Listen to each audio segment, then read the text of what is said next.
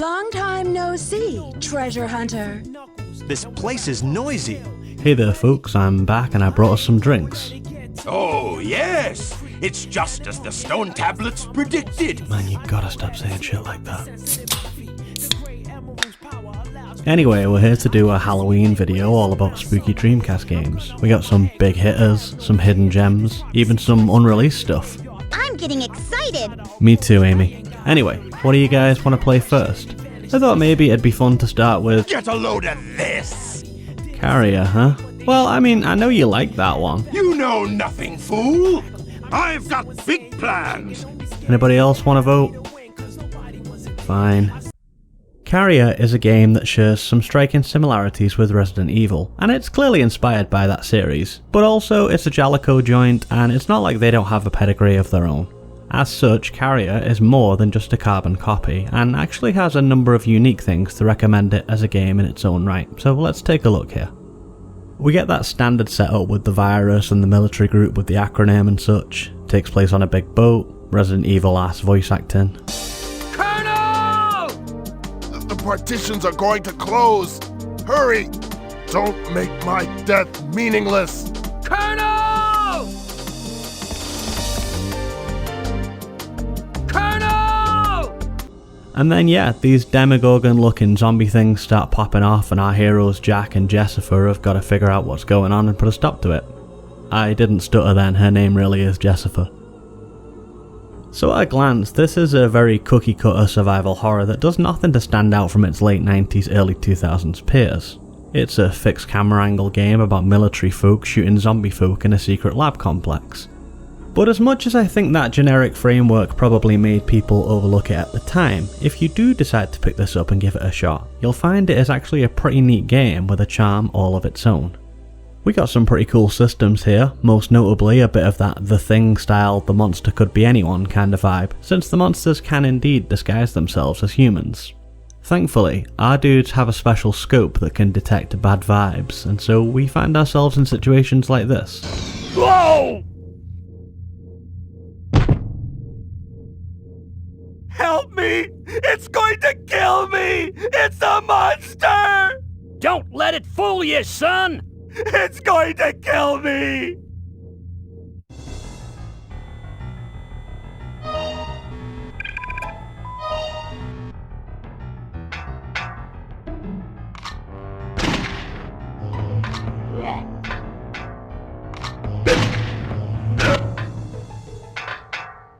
Oh, it's a good thing you're able to figure it out.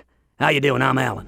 That's another cool thing about this game, it actually lets you rescue other survivors.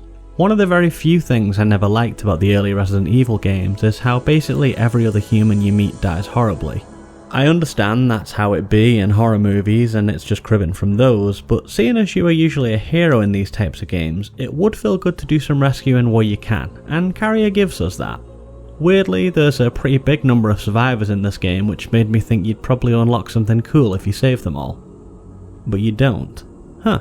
It does make the place feel more functional and lived in though. You can go back in and check on your mates from time to time, so that does make it feel less lonely. And we also have that Resident Evil 2 second campaign zapping system, since we have both Jack's campaign and then Jessica's campaign. So I hope you left some ammo and healing kits laying around because otherwise they'll be gone on her playthrough. And this isn't the easiest game in the world. The standard zombie boys aren't too big of a headache, but by the time we get into the plant kingdom with these cute little green fellas, you'll find your health getting chipped away pretty rapidly.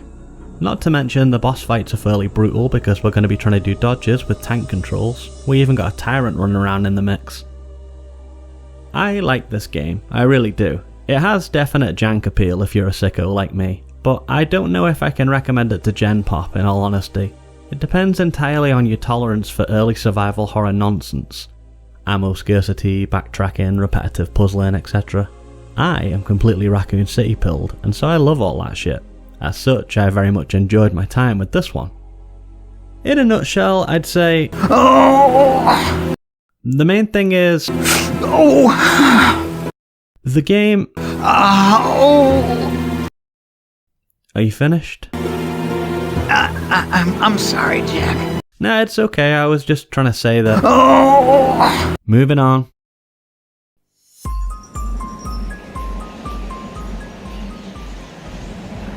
D2.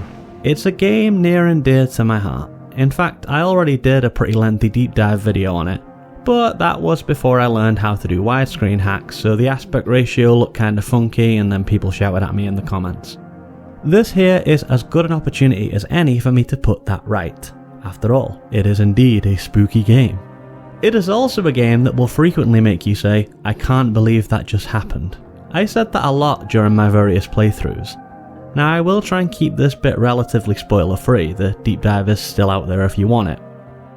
You step into the shoes of Laura Parton, a mysterious protagonist with a mysterious past who winds up in a mysterious crash and gets stranded in a mysterious place for mysterious reasons. There, she makes friends with Kimberly and Jackson and they all decide to stick together to survive. The game is largely about the good characters planning how to save a lost little girl and then make their escape back to civilization. Whilst in the background there are some evil guys doing some evil guy shit. There are also mutants and zombies everywhere for reasons that are kind of explained.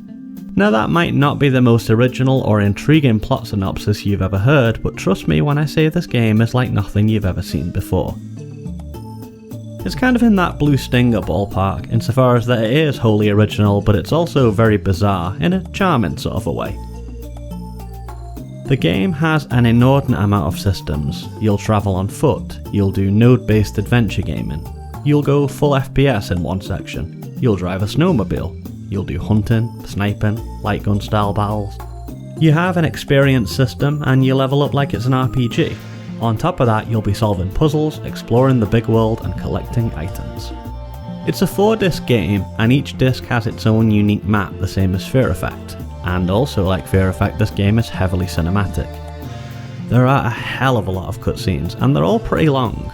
Normally I would knock a game down for that, but I find all these characters compelling enough that I do actually care about the story even though it's batshit insane.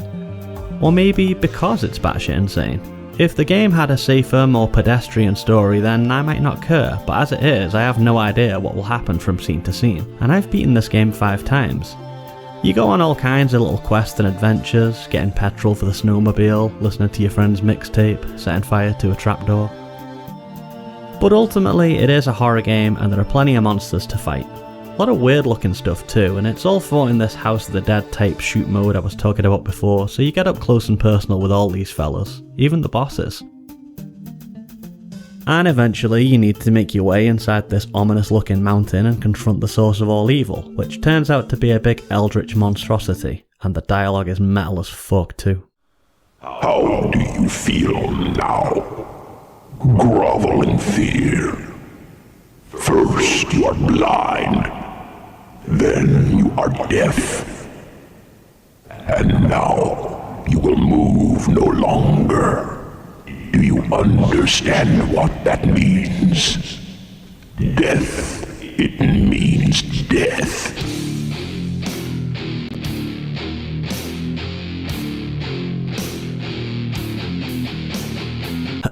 So yeah, D2 fucking slaps. It's weird, it's janky, it's never been ported, meaning you're gonna need to get yourself a Dreamcast or otherwise emulate with Redream or some such. But if you do choose to give this game a shot, I believe you'll have many a happy hour feeling thrilled and bamboozled in equal measure. Now, when I started putting this video together, I decided to focus purely on Dreamcast exclusives, as opposed to ports and cross-platform stuff. We'll get to those in time, don't worry. But I made this decision because the Dreamcast exclusive stuff tends to be the most bonkers, just look at D2. And you might be thinking, okay, Carrier and D2 don't look half bad, but what else you got? Well, I'll tell you. The Ring Terror's Realm. Completely panned by critics, utterly lampooned by the internet, a game with absolutely no charm to recommend it. Popular opinion holds that this game is an abject failure. Guys, I'm the CEO of Jank. What does popular opinion mean to the CEO of Jank?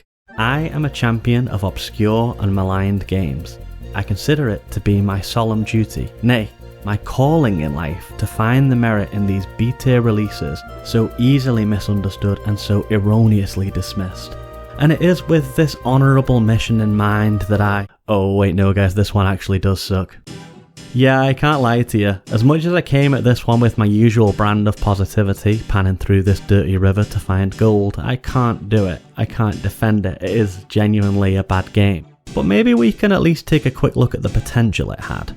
Because The Ring was a great book and it got turned into a great film. And then that great film got remade as an American film, and even that was pretty decent.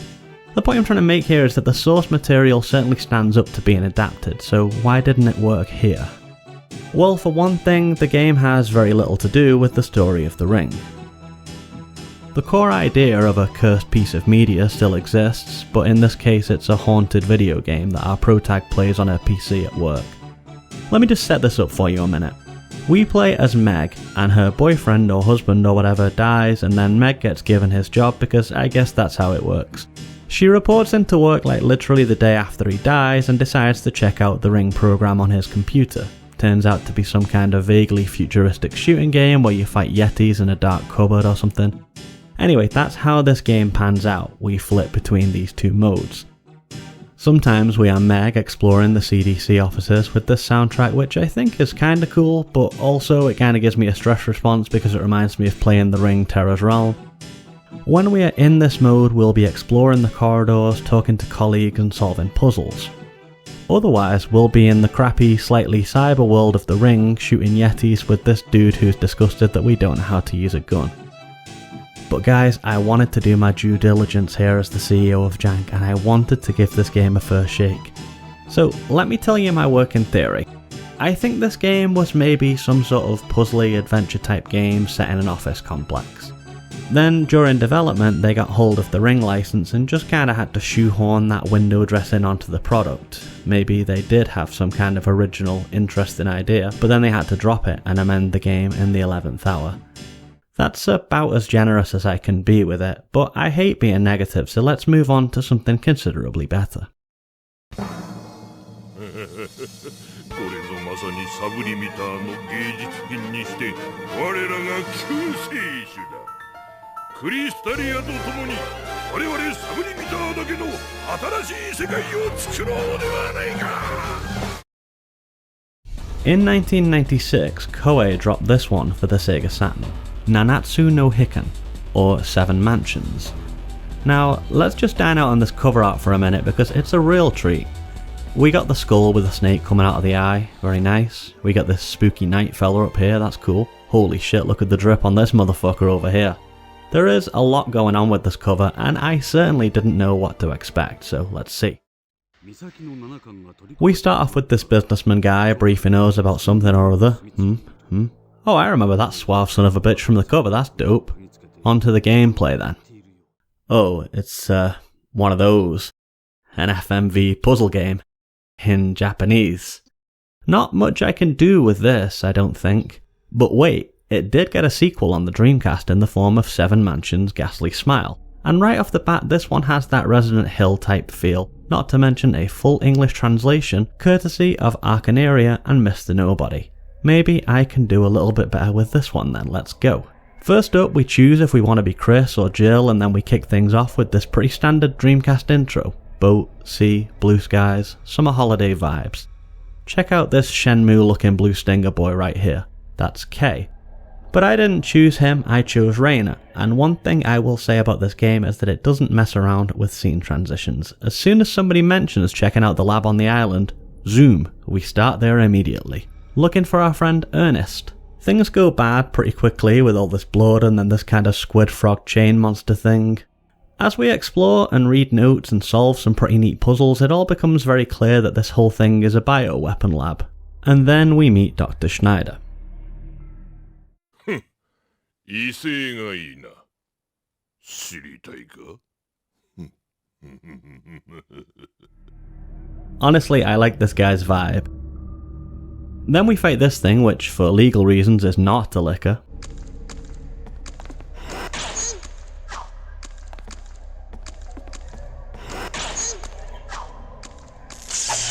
Oh, did I mention we made friends with a man who was a brain in a jar? He suggests we check out a nearby mansion where Ernest's daughter lives, and boom, cutscene transition, no backtracking, we arrive straight there. I like that. We meet Tanya, who is a suspicious personal carer for Christy, and we meet Christy herself. The mansion is fucking baller, and you can have a nosy around all the fancy schmancy stuff to your heart's content. The nice music here lets us know that this is not a combat area. Then we go outside and meet Alan. This guy helped Raina at the start of the game, and now he wants to help you stop Schneider apparently. He suggests another facility for us to check out, and whoosh, we teleport straight there. Honestly, I really am a fan of this brevity. We meet Ricky, who is this chill but sketchy dude who likes candy, and yeah, we just kinda go on from there. Gameplay wise, there's nothing that's gonna surprise you here if you've ever played a survival horror game before. One of the neat, unique things here is that you can change the camera from fixed angles to third person to first person on the fly, and all of them kinda work. Quite interesting, I thought. Also, Kay and Raina have different loadouts for each area, with my boy being more combat focused so he gets less puzzles, whereas our girl's more tech savvy and so she gets more puzzles and less combat. But other than that, you know what you're getting. If you're a die-hard horror fan who's exhausted every PS1 and PS2 horror game, then there's definitely going to be something here for you, but on balance I couldn't necessarily recommend it above more original approaches to the formula, like Fear Effect or Extermination, or D2 obviously. Go play D2 guys. Now here's an interesting one. A tech demo for a game that was never released. Agartha by No Cliché. No Cliché is a name that is probably known to Dreamcast fans because of their wholesome console debut Toy Commander. However, Frederick Reinhold and his team started work on games all the way back in 1992 with Alone in the Dark. And so it stands to reason that they would want to try their hand at survival horror again with this modern hardware. It's very difficult to say from this unfinished demo what the final game would have looked like, but we can get some ideas by looking at interviews and comments from the creators. This snowy landscape here is supposed to be a remote area in Romania, and this Billy Bob Thornton looking dude is Kirk.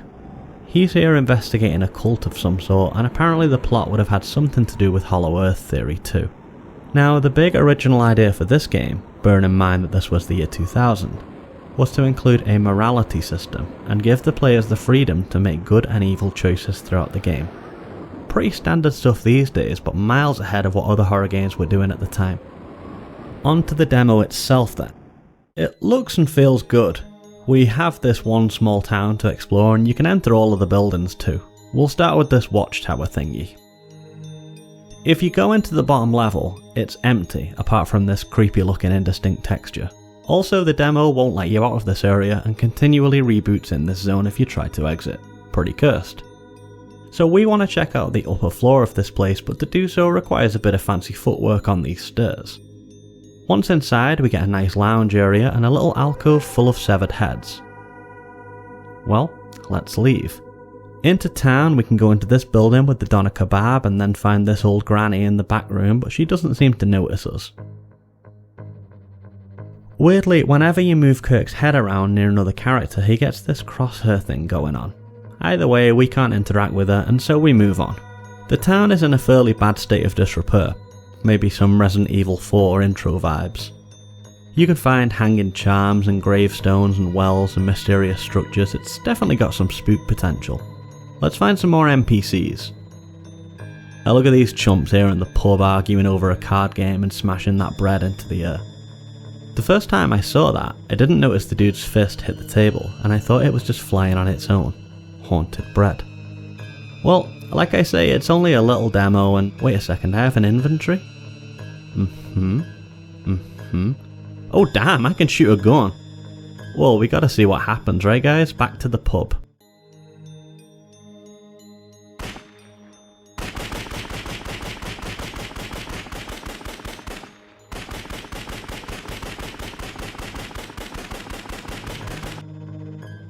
I'm assuming that would have been a bad moral choice in the original game. Sorry Granny, but you know I gotta do it. For science.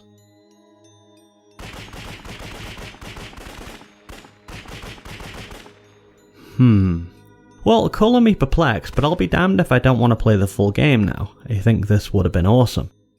After the bleak wasteland of Agartha, it would be nice to have a little palate cleanser. Perhaps something horror adjacent, but upbeat and fun. Cue today's sponsor. This here is Jezebel Giving Love a Shot, developed and published by Voodoo Games. Now as you can see here, it's a shmup, but crucially it's a shmup with a cute horror aesthetic. It tells the story of a witch looking for love with the help of her cat friend. And in this case, looking for love involves quite a bit of blasting along the way. These visuals put me in mind of Decap Attack, if you remember that one for the Genesis. Especially the way the zombies here explode into bones when you smush them. Whilst the general aesthetic and mechanics put me more in mind of those cotton bangers. So if you like your shmups spooky or cute, or both, then I would certainly recommend getting this on your Steam wishlist with the link in the description.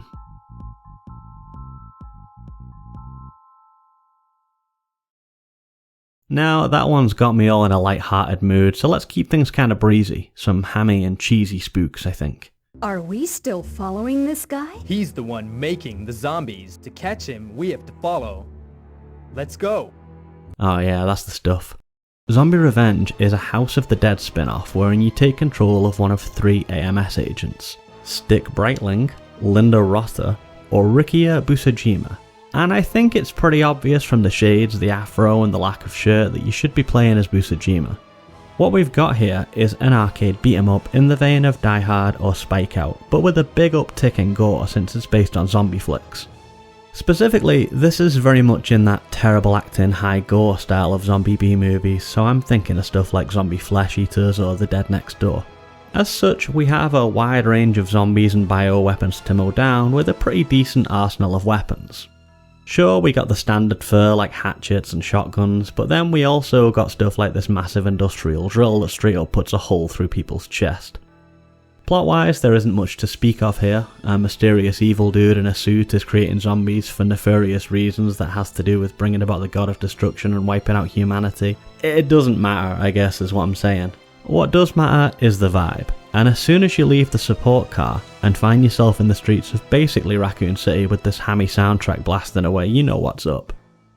Now the fighting on this thing feels great even to this day, and I think that's because they made the bold move of always letting you have a gun. Oftentimes in brawler type stuff you'll pick up a gun with a few bullets and then throw it away when it's used up. That still happens here for bigger stuff like machine guns and flamethrowers, but you'll always have your handgun with a steady stream of bullets being dropped by enemies. I was playing on gun mode here, which increases the power of your gun but decreases ammo drops, and I still never ran out of ammo. In the classic arcade mode, the gun is a less viable weapon and instead functions as a sort of crowd control, kinda like how Bloodborne uses guns for parries. So you'll probably notice as I'm pointing at different zombonis here that my aim in reticle changes colour. That's because our boy is locking in a critical shot. If you shoot when it's red, you will do maximum damage and stun them, which is handy for keeping big groups at bay. Another important fun factor in this type of game is variety. I don't want to stay stuck in the same location for too long. And here, that is never a problem. We start in the zombie infested streets, but then we go through the sewers into the defunct factories. Yeah, it has the same progression as Resident Evil 2 actually. But by the end of the game you're rolling up in Curian Manor from House of the Dead 1, and it's a great bit of fan service because they actually managed to recreate a lot of the same scenes from the original game but with the Zombie Revenge engine. So you're going to be fighting the green swampy guys in the fountain and having these killer frogs crossing your path, but this time you're more equipped to dodge and take the fight back to the zombos. Sega does occasionally show the House of the Dead franchise some love, so maybe it's not too far-fetched to think that this might arrive on Steam or PSN one day. I certainly hope so, because everyone deserves to give this a blast at least once as a spooky Halloween treat. I did briefly consider covering Hell's Gate in this video. Look at this shit, is that not the most 90s intro you've ever seen? The game is actually not bad either, but it really gives me motion sickness control in this hell bike thingy. Kudos on the Quake aesthetic and the super grindhousey plot though.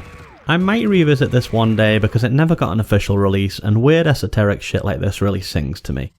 But if we're talking about unreleased horror themed stuff on the Dreamcast, then there's only one obvious choice, and that is Castlevania Resurrection. So here's our girl Sonia Belmont wielding her whip in a gothic looking courtyard outside of what is presumably Dracula's castle. So it's certainly Castlevania. 3D Castlevania games don't generally have the best reputation, however I am one of those absolute sickos who enjoyed Castlevania 64 and so it's not an immediate turn off for me. Apparently this one is supposed to be set in the year 1666, as a prequel story to the original game. But that's about all I know as far as the narrative goes, so we'll look at gameplay and general tone instead. The control system is fairly intuitive, jumping and whipping feels decent enough, and we also get to throw some axes later, classic Belmont move. There does seem to be some kind of dodge roll system here, but I couldn't get it to work because she just rolls in place rather than actually moving out of the way of anything. Enemy wise, we got Skeletal, Lich, Spooky Ghost, Bone Towers that shoot fire at you. There's also this Crash Bandicoot-ass section here where a big ol' snack chases you down this lava hallway. And this seems to be a kind of serpent themed level because Medusa was apparently supposed to be the boss when you get into the inner chapel area. Now I have seen Let's Players getting it to spawn, but for whatever reason the game wasn't having it when I tried. It's clear to see that this was an early tech demo because so much still remains to be implemented. I don't take damage when I fall in the lava, these spiky logs don't roll down the stairs at me, but the little things that are here are kinda cool and show some promise for a decent game. I like whipping the candles to get weapon upgrades, I like this sorcerer guy who splits into clones to fight you. I think if this game had dropped, it probably would have been another Castlevania 64 in all honesty, but I would have enjoyed it and I'm glad we have this demo here to get a glimpse into what could have been. I saved the best one for last, guys. Oh no, is Dreamcast Enjoyer going to use Halloween as an excuse to talk about Blue Stinger again? Of course not. I'm going to use Christmas as an excuse to talk about Blue Stinger. I'm going to use Halloween as an excuse to talk about Illbleed. Because you see, this one here is by Shinya Nishigaki, the mastermind behind Blue Stinger, and it is one of the most unique horror games I have ever seen. This right here is the janky jewel in the crown of Dreamcast Horror. Sadly, it is still trapped as a Dreamcast exclusive, like all the games in this video. Come on Devolver Digital, get on it. I want to see these games back out in the wild. Let me get D2 on Steam. Let me roll up and throw my money at you for that Nishigaki double pack. But I digress, and I shouldn't because Eriko Christie is making an important speech.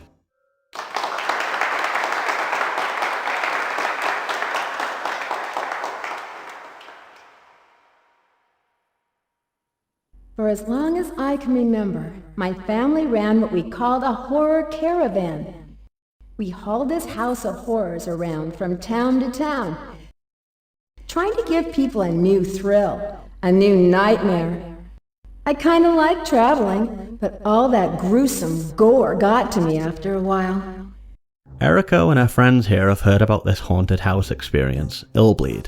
They're offering a big cash prize to anyone that can rock up and survive all the attractions. Sure thing, I'm with ya. Whoa, whoa, Eriko's mates all decide to go fucking hog wild in that bitch, but Eriko ain't feeling it, and she decides to sit it out. But when a few days pass and her friends are still missing, she decides she needs to go looking. And that is the setup for what is probably going to become your new favourite horror game. Structurally, this thing is played totally straight. There are 6 attractions in all, and these form the stages. You have a hub world here where you can upgrade and buy items, and then you just travel through the various stages until you've cleared them all. Simple and straightforward. However, nothing else about this game is simple or straightforward. For a start, let's talk about the horror monitor. Normally, in a horror game, you would defend yourself from monsters by blasting them or maybe by running and hiding. But here, the main thing you'll be doing is scouting out potential spooks. Think something like Minesweeper. This guillotine in front of me here is an obvious trap, and therefore I know it's going to spook me. But I don't have the horror monitor at the moment, so I've just got to take my chances. Here I go. Oof. Oh, see here, I found the horror monitor and I am prepared for that kind of shit now. This doorstep in this creepy house will obviously be a trapdoor, so I put this here marker on it and...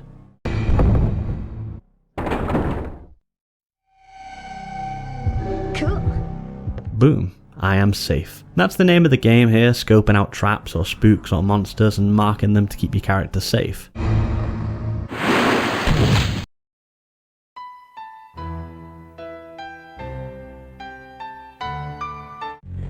There are times when you'll end up in a chase sequence, and there are also occasional combat segments including boss fights. So it doesn't totally depart from that side of things, but the core gameplay mechanic is all about predicting the traps. The system is a bit more complex than that though. You see this bar at the top here tells you what particular sense is being stimulated. So if the sidebar starts giving me a high reading and there is something spooky looking nearby, I might want to mark that. Marking stuff costs adrenaline, which is one of the things on the bottom bar here.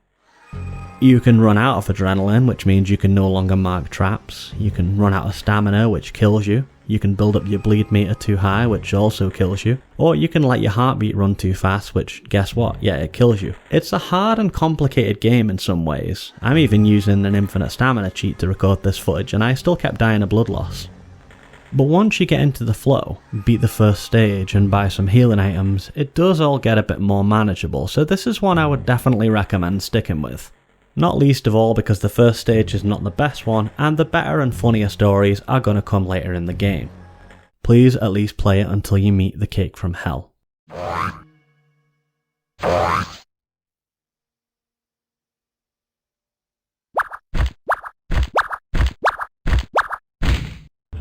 I am the cake from hell, but I need something more to be a complete cake. A cake I'd be proud to be. I feel like the top of my head needs something glorious, or should I say, glorious to crown me. What do you have that I could wear as a decoration? This game is also very meta insofar as the whole Illbleed thing is actually a theme park, escape room type thingy. So the traps and monsters are frequently referred to as just being special effects, animatronics, dudes in costumes, things like that. But each stage has its own story and setup, and when you're inside the stage it all seems totally real, apart from moments like this when the immersion is broken for comedy. Sorry, we're having trouble getting the boss character out. Hold on a second, please. Hey, we got another customer waiting here, hurry up! As such, the tone is absolutely all over the place, but consistently very funny, and it certainly doesn't take itself seriously at any point. All the stages are chock full of imagination, and they all have their own individual monsters and traps which are randomly placed, so you have a little bit of replay value there. From a design standpoint, the game is an absolute treat. Each stage has its own distinct personality, right down to hiding lore in item descriptions before Dark Souls was doing it. See how this pipe here mysteriously leaks blood at night? And since bashing stuff with pipes makes me think about Silent Hill, look at this stage here where you bash mutated worms with pipes, all whilst navigating a spooky fog town with broken roads. Or how about this haunted lumber mill here where you're fighting giant wooden dolls? You even become a giant wooden doll yourself and get a totally different moveset to fight lumberjacks. Getting chased through a toy store by a killer doll, Dog's Bower game for the Dreamcast, Killer Man. The final boss looking like that Ultraman bad guy. I just can't make this shit up, and I could go on about this game for days, but I don't want to spoil it because there are many spooky treats waiting for you in Illbleed. And so for now, my friends, I think we'll call it there. As always, I hope you enjoyed the video, and I also hope you found a few games that you might want to check out. The Dreamcast isn't generally the console most people would think of when it comes to horror, but hopefully I've shown you that there are a few bangers. D2 and Illbleed are must plays in my opinion. If you want to show me some love, you can hit those YouTube buttons, drop me a comment, even take a look at the Patreon if you're feeling super generous. It's all very much appreciated. Until next time, friends, stay spooky.